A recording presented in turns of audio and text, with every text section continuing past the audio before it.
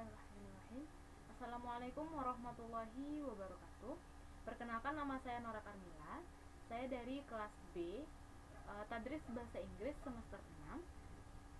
Baiklah, pada kesempatan kali ini saya akan menjelaskan sebuah topik dalam perkuliahan etika profesi, yang mana topik yang akan saya jelaskan yaitu tentang organisasi profesi guru. Baiklah, ini adalah NIM saya 1730104046. Tujuan saya membuat video presentasi ini adalah untuk melengkapi tugas akhir dari perkuliahan etika profesi. Baiklah, untuk yang pertama, saya akan mulai dengan pengertian dari organisasi profesi guru. Organisasi profesi guru berasal dari 3 kata, yaitu organisasi, profesi, dan guru. Organisasi berarti perkumpulan, perserikatan, atau ikatan.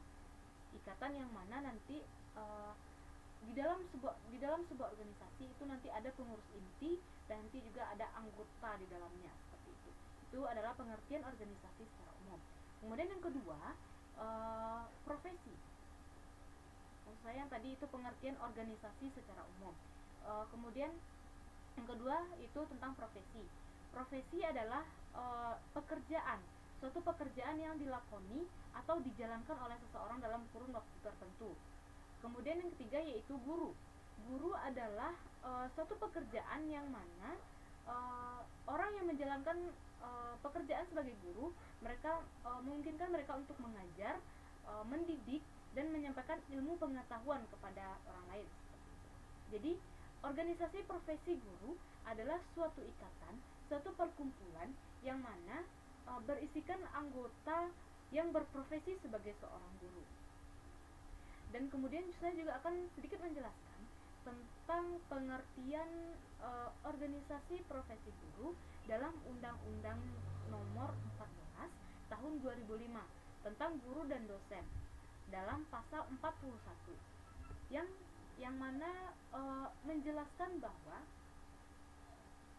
guru harus membentuk organisasi profesi yang bersifat independen dan berfungsi untuk memajukan profesi, meningkatkan kompetensi, karir, wawasan kependidikan, perlindungan profesi, kesejahteraan dan pengabdian kepada masyarakat. Nah, dari pengertian dari Undang-Undang Nomor 14 Tahun 2005 ini berarti guru harus membentuk sebuah organisasi yang mana berfungsi untuk meningkatkan kompetensi mereka sebagai sesama guru dan juga membuka wawasan kependidikan dalam profesi seperti itu. Dan juga di dalam Undang-Undang Nomor 14 Tahun 2005 ini menjelaskan bahwa seorang guru itu wajib hukumnya menjadi anggota organisasi profesi. Baik, untuk kesimpulan, jadi dapat saya simpulkan di sini bahwa organisasi profesi guru adalah suatu wadah perkumpulan orang-orang yang memiliki suatu keahlian khusus, terutama dalam hal mendidik. Baiklah, saya akan sedikit masuk kepada sejarah singkat organisasi profesi keguruan di Indonesia. Organisasi profesi keguruan pertama di Indonesia itu dibentuk pada tanggal 25 November 1945 dalam Kongres Guru Indonesia di Surakarta. Nah, pembentukan organisasi profesi keguruan ini tidak lama setelah Indonesia merdeka. Indonesia merdeka pada bulan Agustus, dan pada bulan November itu adalah pertama kalinya dibentuk organisasi profesi keguruan di Indonesia. Dan organisasi profesi keguruan di Indonesia yang pertama kali dibuat adalah Persatuan Guru Republik Indonesia atau biasanya disingkat sebagai PGRI. Nah, selanjutnya kita masuk kepada tujuan dari organisasi profesi keguruan. Nah, salah satu tujuan dari organisasi profesi keguruan adalah mempertinggi kesadaran. Mempertinggi kesadaran di sini maksudnya adalah mempertinggi kesadaran dari masing-masing guru bahwa mereka sebagai seorang pendidik harus memberikan ilmu-ilmu yang bermanfaat kepada siswanya. Kemudian sikap yaitu mereka adalah sebagai seorang contoh atau role model bagi siswa-siswanya. Kemudian mutu dan kegiatan profesi guru serta meningkatkan kesejahteraan mereka. Jadi dengan guru-guru tersebut mengikuti organisasi profesi keguruan, itu juga secara tidak langsung mereka meningkatkan kesejahteraan mereka seperti itu. Karena di dalam organisasi profesi keguruan itu banyak hal yang dapat kita lakukan seperti berdiskusi, bertukar pikiran sehingga wawasan kita terbuka seperti itu sebagai sesama guru. Kemudian tujuan organisasi profesi keguruan ini juga dimuat dalam Undang-Undang Republik Indonesia Pasal 40 ayat 1 yang mana menyebutkan bahwa tujuan organisasi profesi keguruan yaitu untuk meningkatkan untuk memajukan profesi, meningkatkan kompetensi, karir, wawasan pendidikan, perlindungan profesi, kesejahteraan, dan pengabdian dalam masyarakat. Nah, ini adalah tujuan-tujuan organisasi profesi keguruan yang termuat di dalam Undang-Undang Republik Indonesia Pasal 40 ayat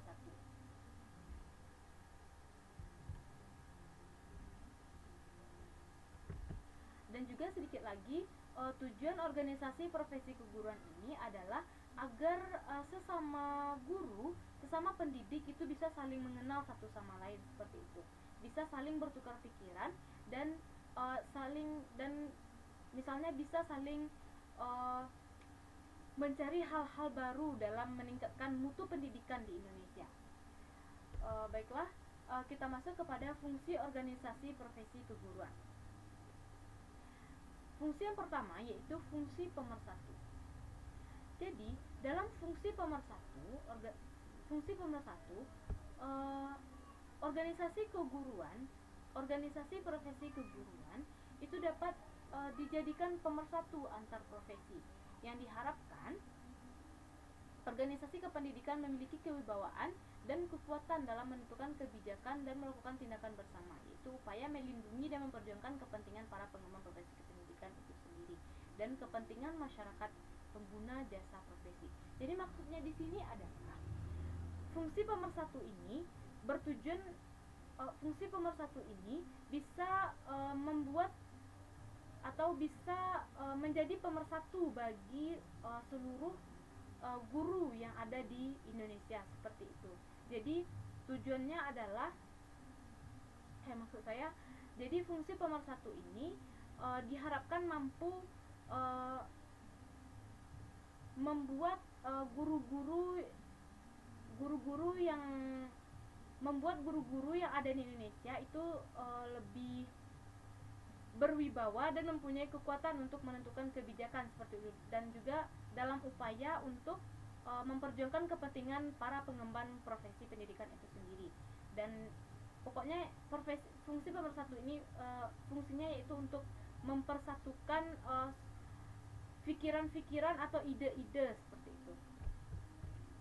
Kemudian fungsi peningkatan kemampuan profesional. Dalam fungsi peningkatan kemampuan profesional ini yaitu kata kuncinya adalah kompetensi. Jadi dengan adanya atau dengan mengikuti organisasi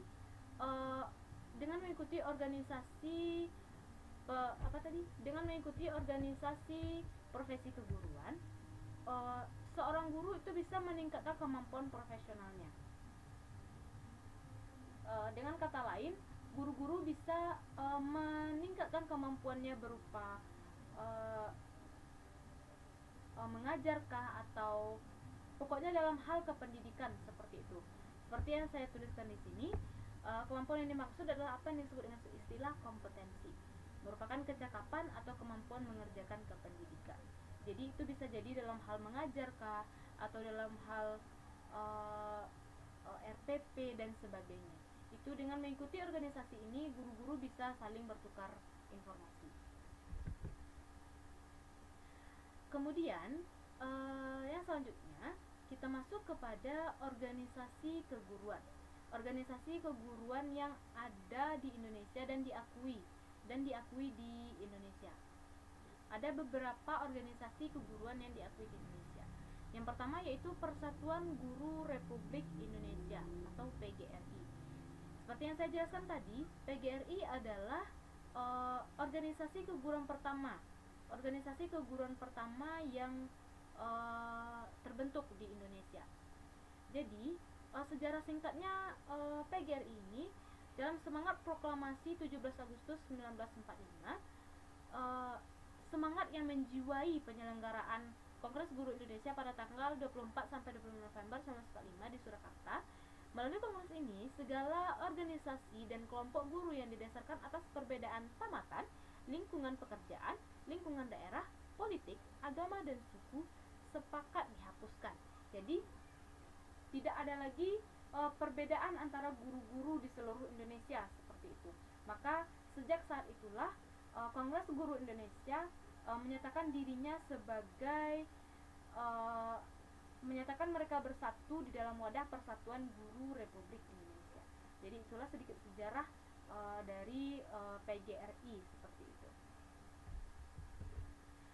Kemudian yang kedua yaitu Persatuan Guru Nahdlatul Ulama atau Pergunu. Nah, dari namanya itu bisa kita ketahui Nahdlatul Ulama. Berarti ini berlandaskan organisasi ini adalah organisasi guru yang sangat berlandaskan kepada Islam seperti itu. Baik, jadi Persatuan Guru Nahdlatul Ulama atau Pergunu ini sedikit sejarahnya yaitu dirintis pada tahun 1952 sampai sekarang. Jadi Pergunu memiliki dasar organisasi sebagaimana ditetapkan oleh organisasi induknya yaitu Nahdlatul Ulama yang berakidah Islam menurut paham Ahlu Sunnah wal Jamaah. Hal lain yang mendasar adalah Pergunu berkomitmen kebangsaan dan kuat dibingkai dalam Pancasila, Undang-Undang Dasar 1945. Jadi, organisasi Persatuan Guru Nahdlatul Ulama ini, walaupun latar belakangnya adalah dari guru-guru Nahdlatul Ulama yang mana mempunyai dasarnya yaitu akidah Islam, namun mereka tetap berkomitmen kebangsaan yang kuat dalam bingkai Pancasila seperti itu.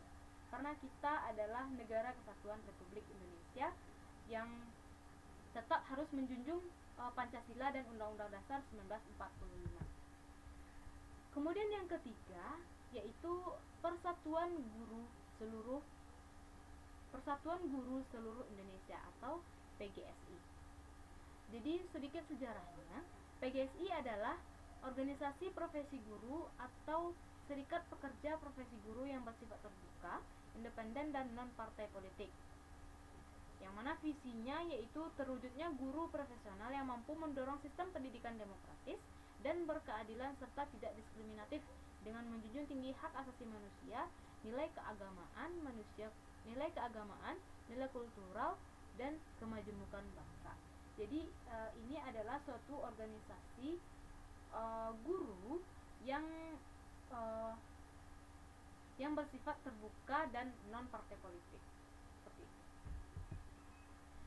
Kemudian yang keempat adalah Federasi Guru Independen Indonesia atau FGII. Yang mana Federasi Guru Independen Indonesia disingkat menjadi FGII yang dideklarasikan berdiri pada tanggal 17 Januari 2002. Kemudian prinsip yang melatar belakangi pembentukan FGII adalah mendorong demokratisasi pendidikan dengan membuka ruang seluas-luasnya kepada guru dan masyarakat untuk terlibat dan berpartisipasi aktif dalam setiap pengambilan kebijakan pendidikan agar kebijakan pendidikan di Indonesia dapat tumbuh dan berkembang secara partisipatif, transparan dan akuntabel. Jadi dibentuknya FGII ini adalah agar pendidikan di Indonesia itu lebih transparan, lebih partisipatif dan akuntabel.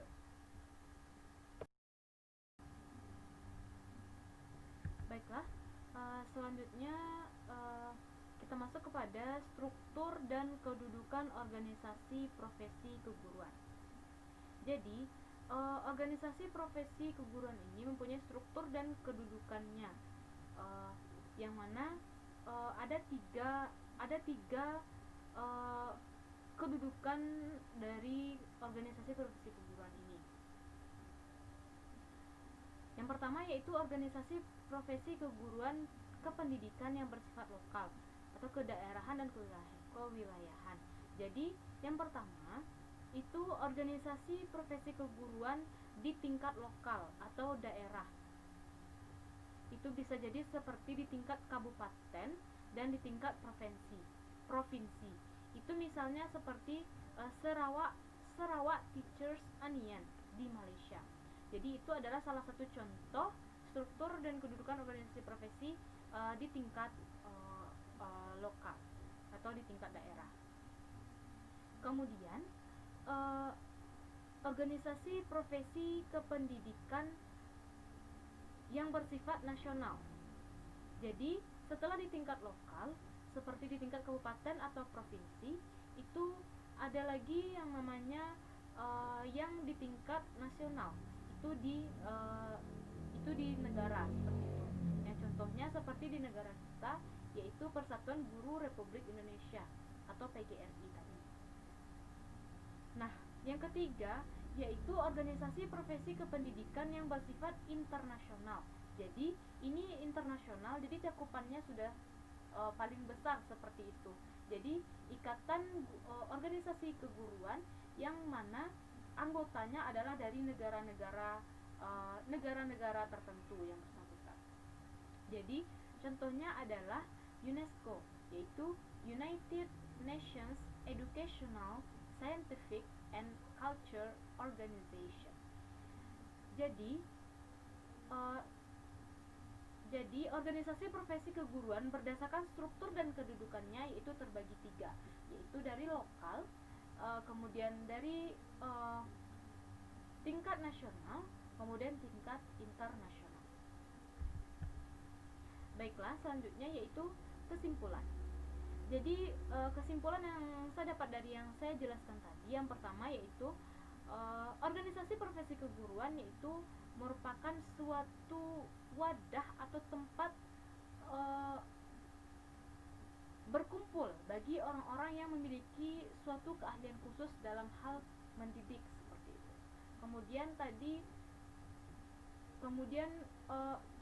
Tujuan dari organisasi profesi keguruan itu adalah agar guru-guru yang mengikuti organisasi profesi keguruan itu bisa saling bertukar pikiran, bisa saling memajukan dan meningkatkan wawasan pemikiran mereka sendiri seperti itu, dan meningkatkan karir mereka. Kemudian fungsi dari organisasi profesi keguruan ini tadi ada dua, yaitu fungsi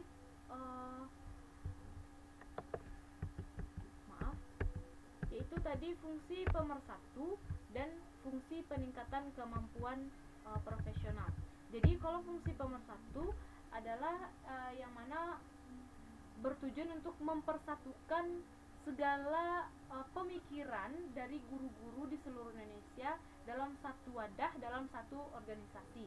Kemudian sedangkan fungsi yang kedua yaitu untuk meningkatkan kemampuan profesional mereka seperti itu, seperti mengajar atau mendidik seperti itu, atau membuat RPP dan lain-lain sebagainya.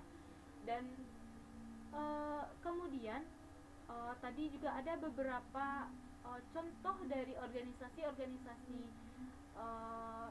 profesi keguruan di Indonesia seperti PGRI, kemudian Persatuan Guru Seluruh Indonesia, Persatuan Guru Nahdlatul Ulama, dan Federasi Guru Independen Indonesia. Dan yang terakhir yaitu struktur dan kedudukan, yaitu organisasi profesi kependidikan berdasarkan struktur dan kedudukannya, yaitu juga ada tiga. Yang pertama yaitu organisasi profesi kependidikan yang bersifat lokal, yang kedua yang bersifat nasional, dan yang ketiga bersifat internasional. Nah, jadi Dari yang saya jelaskan tadi, seorang guru itu hukumnya wajib memasuki organisasi profesi keguruan seperti itu. Apabila seseorang telah memilih profesinya menjadi seorang guru, maka mau tidak mau dia harus mengikuti uh, organisasi profesi keguruan tersebut. Baiklah, terima kasih banyak atas waktunya, terima kasih banyak atas perhatiannya. Mohon maaf jika ada salah kata. Kesalahan itu datangnya dari saya, dan kebenaran itu datangnya dari Allah. Terima kasih banyak atas perhatiannya. Billahi taufik wal hidayah. Wassalamualaikum warahmatullahi wabarakatuh.